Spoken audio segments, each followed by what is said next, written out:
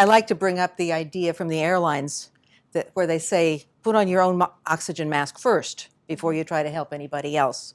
Because if you can't breathe, you can't help anybody else. Yeah.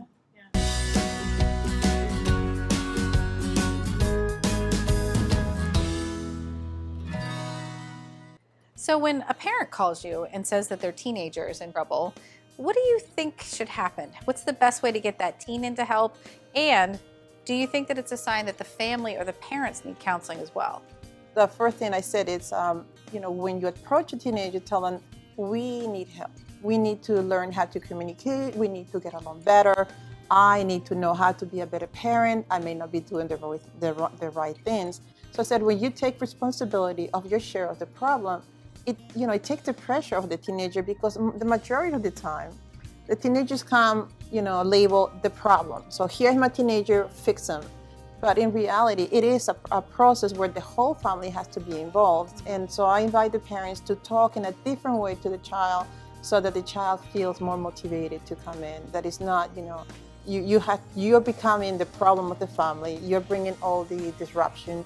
So you go get therapy, and it works a lot if they want to do it, because sometimes some parents don't want to be in the position of taking the share of their responsibility and the problem. Right. And then that is the problem. Absolutely, yeah, this is the problem, and then it doesn't go any further because they decide not to come in.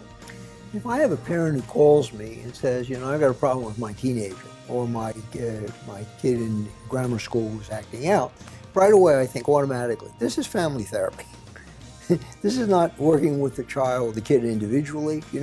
I remember years ago, this is stuck in my mind, it's about 10 years ago, a young mother, she was 29 years old, she came in with her 3-year-old daughter, and she said, I think my child needs therapy.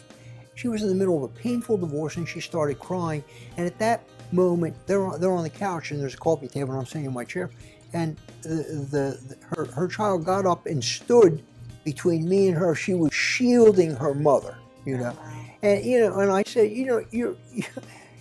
your little girl doesn't need the therapy you do, and so it was very moving. But it's always a family situation, I would say it's often a family situation, but I think there's also some situations where it also is the teenagers individually as well at the same time. And I think that for me, I sort of wrestle with that balance, and then in that case, I want to make sure that I'm able to see that teenager separate from the family also.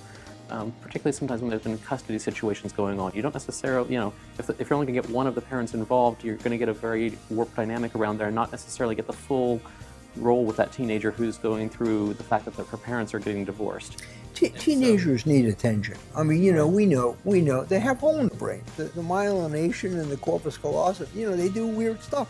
We let them drive and we worry about the way they drive because they're teenagers, and so they do require attention and understanding and respect. And so coming back to what Melanie was asking at the beginning too, I think it's very important in those sort of situations too to really get the buy-in of the teenager into the process. Yeah. Whether you're getting them to buy into a family situation or into individual therapy, getting them to really feel empowered is really important. And legally we can do the whole thing about getting the parent to sign them into therapy for things, but that doesn't really give that child, that teenager, a real feeling that they have ownership of what they're trying to do. Do you ever find that the kids are more inclined to stick with the therapeutic process than the parents are? I think it depends on the teenager and the situation. So much depends on the family situation. I think to start with the idea that the parents also have a need is very important. I don't deal with teenagers, but I brought 4 of them up, so You're qualified. So I know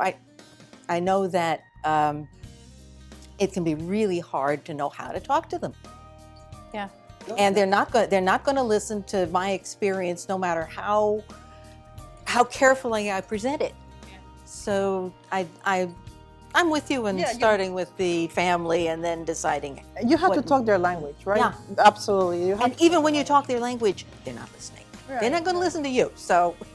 Yeah, but the teenagers will stick with it, but you got to engage them.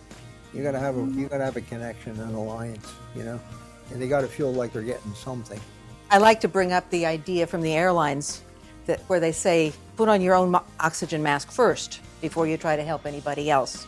Because if you can't breathe, you can't help anybody else. So getting a teenager into therapy sounds like it's a big deal both for the teen and for the parent. And it sounds like stepping into the kid's shoes, recognizing the brain development of the kid and what they're going through, empathizing with the parents, all of that fits into the equation and is definitely important for getting your kid and potentially yourself into therapy.